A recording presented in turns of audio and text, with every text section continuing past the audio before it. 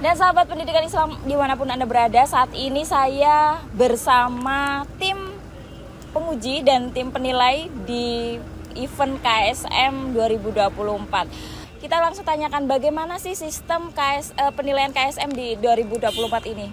Boleh dijawab, Bu? Untuk sistem di final ini ya, jadi kita tadi sudah melaksanakan penyelenggaraan finalnya, nanti kemudian dikoreksi. Nah, pengkoreksi itu ada 2 orang pengkoreksi ya, pengkoreksi 1 dan pengkoreksi 2 untuk satu soal yang dikoreksi. Nah, kemudian jika terjadi perbedaan lebih dari 10% ya Bu Lia ya, dari koreksi A dan koreksi B tadi, itu kita akan ada satu lagi validator. Jadi satu lembar soal yang dijawab oleh siswa itu bisa divalidasi oleh 3 orang gitu, 3 orang korektor tadi. Jadi itu sangat valid lah kalau di dalam penelitiannya. Tidak berpihak oleh salah satu madrasah atau sekolah, Bu? Kayak tim penguji memang terdiri dari dosen-dosen yang ahli ya, yang expert di bidangnya masing-masing. Dan kami di tim ahli juga menyiapkan rubrik yang betul-betul detail. Jadi rubrik yang kami buat itu analisis, tidak gelondongan 05, tapi bagaimana proses berpikir siswa itu mulai dari 1, 2, 3, 4, dan 5 itu di skor. Jadi siapapun sebetulnya penilainya dan itu ahlinya sebetulnya akan sama. Karena dengan rubrik analisis itu selisih peluang untuk perbedaan itu tadi kata Bu Yanti memang paling 10%-an gitu, tidak akan jauh dari itu, dan itu divalidasi ulang oleh validator yang ketiga itu, Mbak, gitu. Oke. Sekarang ke tim penguji ya, Bu. Tadi kan sudah terkait sistem penilaiannya. Nah, penguji ini kan berasal dari mana aja sih, Bu? Karena kan kita kan ada dari siswa madrasah, ada dari siswa sekolah. Apakah ada mungkin keberpihakan nih penguji, kan jangan sampai ya, Bu ya. Nah, ini bisa dijelaskan, Bu, dari mana saja tim penguji dan penilai? Ya, pertama kan yang kita libatkan adalah para akademisi di perguruan tinggi gitu ya. Itu ada beberapa perguruan tinggi selain UIN Jakarta, itu ada UPI juga, ada UIN Makassar ya.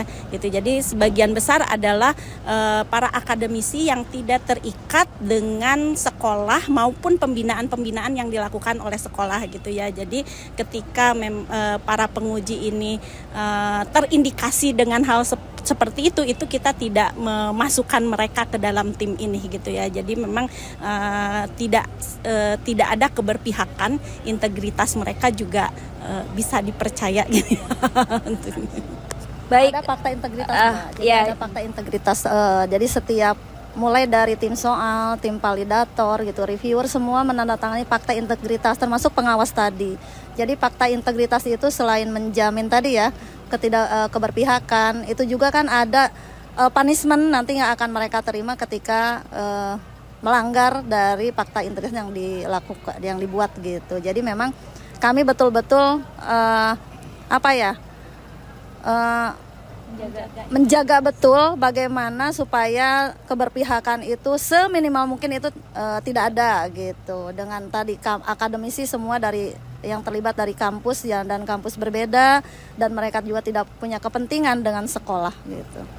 Beralih ke sistem pengawasan, Ibu. Nah, tadi kan saya lihat nih di ruangan ada 3 orang, Ibu. Bisa dijelaskan dari mana saja asalnya, mungkin sebagai apa tusinya di ruang-ruang tersebut, Bu?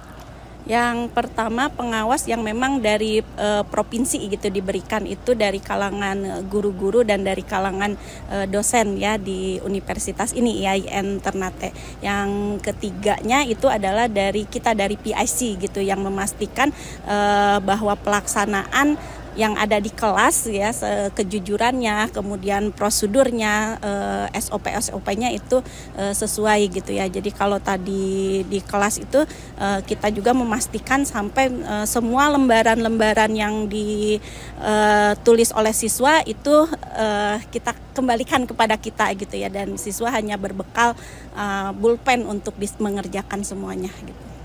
Terus apakah ada mungkin alat komunikasi atau yang dilarang untuk memasuki ruangan tersebut, Bu, untuk menjamin pengawasan yang lebih bersih? Mau siapa yang, Mbak?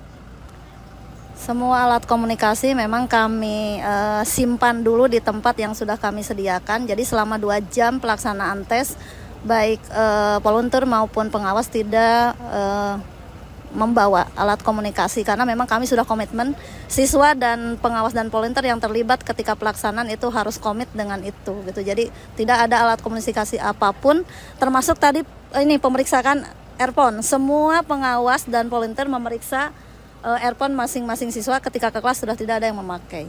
Ya. Nah, apakah ada treatment khusus nih Bu untuk pengawas yang memang bertugas di ruang kelas Bu? Boleh dijelasin Bu? Ya, jadi sebelum pelaksanaan tadi gitu ya, 1 jam setengah ya sebelum pelaksanaan jam 7.30 sampai jam 8 itu kita mensosialisasikan terkait dengan fakta integritas gitu. Do and don't-nya itu apa saja gitu ya kepada para pengawas dan juga volunteer yang bertugas. Nah, setelah itu mereka menandatangani fakta integritas tadi, kemudian dilanjutkan setengah jam berikutnya itu adalah briefing gitu ya terkait dengan teknik-teknik yang nanti diselenggarakan untuk pengawasan. Dan alur pengumpulan lembar jawab nih Bu, bagaimana sih alurnya, kemudian dari lembar jawab yang sudah dikumpulkan di masing-masing ruangan kemudian dibawa kemana, terus dinilainya di mana nih Bu? Bisa diceritakan Bu, boleh? Untuk lembar jawaban yang sudah dikumpulkan, kami nanti akan bawa ke ruangan tempat korektor melakukan koreksi.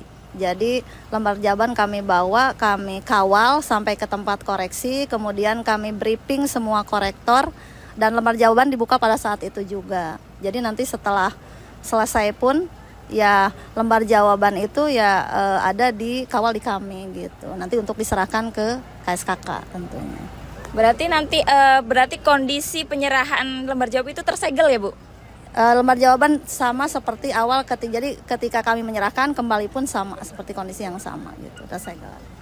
Demikian sahabat pendidikan Islam wawancara kita dengan tim penilai atau tim penguji di KSM 2024 yang benar-benar bisa menjamin bahwa KSM 2024 sangat transparan dan sangat murni hasilnya, yakni hasil murni dari kompetisi atau potensi siswa yang mengikuti KSM 2024.